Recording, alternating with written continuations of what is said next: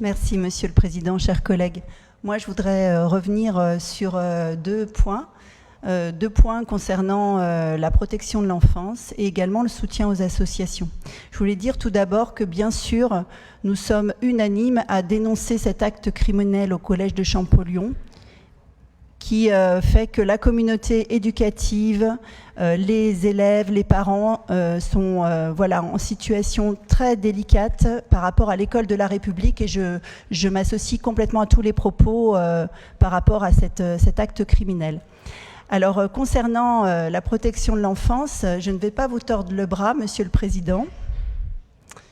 Je ne vais pas vous tordre le bras, au contraire, je vais insister en déposant un amendement, nous allons déposer un amendement, insister sur le fait que nous sommes d'accord sur un certain nombre de dispositifs de protection de l'enfance, et notamment le tiers digne de confiance, et par contre, nous aimerions vraiment que ce soit un dispositif de qualité et travailler sur la qualité de cet accompagnement. C'est la raison pour laquelle nous déposerons ce premier amendement. Donc on peut être que d'accord là-dessus.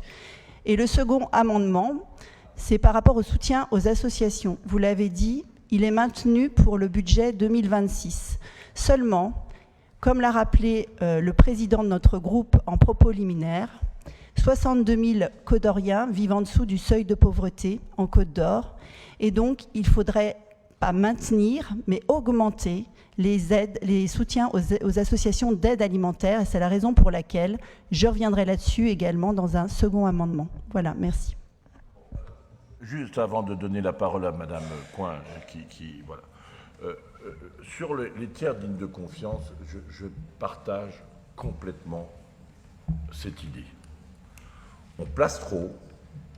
Il y a un dialogue qui est engagé, j'ai confié cette mission à Emmanuel Coin, y compris au plan national, pour engager avec Florence Dabin une discussion, notamment avec l'ensemble des partenaires, y compris l'autorité judiciaire, pour que nous puissions, et notamment les juges pour enfants, pour que le placement redevienne la situation ultime. Je pense qu'on place trop et que ça suscite d'autres difficultés pour les jeunes, compte tenu de ce que je vous ai dit sur la montée des problématiques psychiatriques et psychiques. Enfin, vous connaissez bien le sujet de la PJJ. Donc, il y a une défaillance de la PJJ. Des juges placent des enfants dans nos services, faute de place en PJJ. Je vous le dis. Demandez, je le sais parce que nos agents me l'ont dit. Je le sais. Alors moi, je l'exprime, franchement, parce que je ne veux pas détourner le regard. Croyez-moi, c'est reconnu au plan national, relisez la commission d'enquête. Deuxième chose, il y a les problèmes psychiatriques, psychiques, pour lesquels nous n'avons pas de réponse. Je peux vous citer, vous savez, madame la conseillère départementale, tous les cas qui se posent dans le département remontent tous sur mon bureau. Ce qu'on appelle d'un mot impropre, tous les événements indésirables remontent sur mon bureau. Je sais exactement ce qui se passe. Je sais exactement le drame qui sont ceux aussi qui sont vécus parfois par certains jeunes confrontés à des problèmes de psychiatrie, confrontés à des problèmes de prostitution. Je connais ce drame.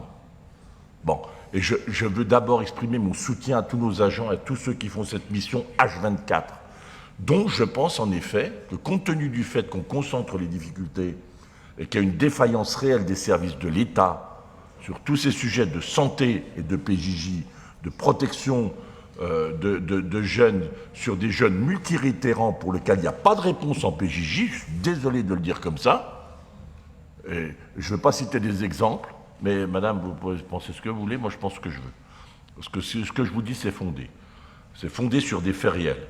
Donc aujourd'hui, ce qu'il faut, c'est mettre les moyens, en effet, pour que nous puissions avoir le maximum de tiers dignes de confiance. Ça veut dire, c'est ce qu'on a fait depuis 2 ou 3 ans, il y a 2 réponses qu'il faut apporter. Les tiers dignes de confiance, et deuxièmement, la recherche de familles d'accueil. Nous avons lancé une grande campagne d'information, de sensibilisation, et je me réjouis aujourd'hui de voir que nous avons les premiers frémissements. Voilà. Alors, ce que je regrette, c'est qu'au moment où il y a un grand nombre de familles d'accueil, on vient au nom de principes généraux de renforcer la formation, pour la passer à 400, Madame Coin, 450 heures. 450 heures pour les familles. On était à 250 heures, alors qu'on attend de la bienveillance face... voilà. Et donc, on renforce encore les conditions d'accès, alors qu'on en a bien besoin. On est face à une tragédie. Vous voulez rajouter quelque chose, Madame Carly? Parce qu'après, je vais donner Madame Coin, sinon je vais être obligé de suspendre la séance. Hein. Non, mais concernant la protection judiciaire de la jeunesse, vous dites que le système est défaillant Oui. par rapport à l'État, j'entends, Oui. mais soyons quand même, avec une certaine empathie vis-à-vis des travailleurs sociaux, qu'ils soient du département de la protection judiciaire de la jeunesse, qui font ce qu'ils peuvent avec les moyens qu'ils ont. Et donc, je voulais juste préciser cela, parce que quand on dit que le système est défaillant, on a l'impression que les professionnels sont mis dans ce système défaillant. Donc, je tiens à insister sur le fait que les travailleurs sociaux de la PJJ sont des travailleurs de qualité et qui font ce qu'ils font avec les moyens qu'ils ont. Voilà. Oui, alors, merci beaucoup, parce que vous me donnez l'occasion de le redire. Mais vous n'avez pas entendu ce que j'ai dit. J'ai dit, je remercie tous nos agents et tous ceux qui concourent à cet exercice de la protection de l'enfance.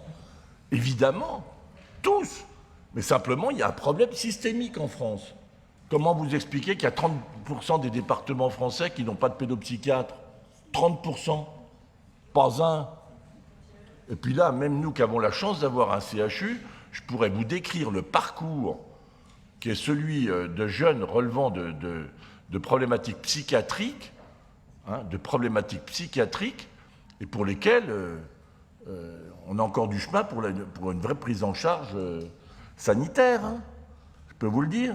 Les allers-retours, les personnes qui se retrouvent dans une situation vraiment parfois même menacée. Hein. On a eu encore récemment.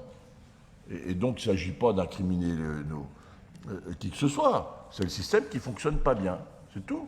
Le système de la PJJ, de la protection des jeunes, notamment en situation qui sont des multiréitérants, puisqu'ils sont pas tant qu'ils n'ont pas été condamnés, mais des multiréitérants, qu'on nous reconfie.